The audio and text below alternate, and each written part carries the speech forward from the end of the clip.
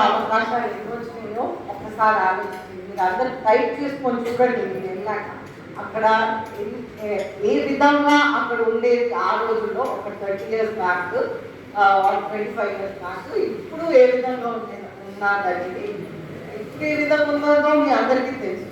25-30 years back ఏ విధంగా ఉందో అది ఒకసారి చూడండి. అక్కడ ఆ రోజుల్లో మేము స్కూల్లో ఉన్నప్పుడు ఒక నాగార్జున సర్కిల్ అనేది ఉండేది. దాని తర్వాత అది ఆల్మోస్ట్ బంజారా హిల్స్. దాని తర్వాత ఫైనాన్షియల్ డిస్ట్రిక్ట్ ఇవన్నీ ఏమీ లేవు అక్కడ. అక్కడ ఓన్లీ రాళ్ళు రప్పలు మాత్రమే ఉంది. అది విజన్ అంటే, అది డెవలప్మెంట్ అంటే అది. ఈరోజు క్రిటిసైజ్ చేస్తున్నారు, అమరావతిని చూడండి ఏముంది అక్కడ, గాలి కనిపిస్తుంది, లేకపోతే ప్లేన్ గ్రౌండే కనిపిస్తుంది, ఈ విధంగా అంటారు. కానీ విజన్ అంటే ఏంటి? ఒక రాయి చూస్తే కూడా మనం ఏదైనా క్రియేట్ అనేది మనం చేయగలం.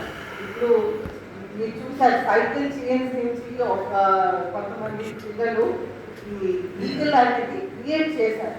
క్రియేషన్ అంటే అది, విజన్ అంటే అది. ఒక లేని థింగ్ నుంచి, అసలు ఏమి లేని బ్లాంక్ గ్రౌండ్ ఇది. మీరు ఇది స్టార్ట్ చేసే ముందు ఇక్కడ ఏముంది? ఏం లేదు, బ్లాంక్ ల్యాండే ఉంది.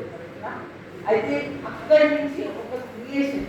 ఇప్పుడు అది నాన్నగారు ఫైనాన్స్ మినిస్టర్గా ఉన్నప్పుడు ఈ ఫండ్ తెచ్చారు కాబట్టి ఈరోజు మీకు కాలేజ్ ఉంది. అదేవిధంగా ఎక్కడ చూసినా ఒక క్రియేషన్, ఒక విజనరీ లీడర్ ఎట్లయితే ఉన్నారో మనకు ఒక క్రియేషన్ ఫ్రమ్ నోవేర్ అనేది మనకు వస్తుంది. అయితే అదేవిధంగా మనం హైదరాబాద్ ఎలా 30 years తీసుకుంటూ డెవలప్ అవ్వడానికి మనకి వైజాగ్ చూస్తుంది. వైజాగ్, విజయనగరం, ఉత్తరాంధ్ర మొత్తం. దాంట్లో ప్రత్యేకంగా మనం ఎయిర్పోర్ట్, భోగాపురం ఎయిర్పోర్ట్ అనేది ఇక్కడ నుంచి ఎంత దూరం, 1/2 hour పడుతుంది. ఒక ఎయిర్పోర్ట్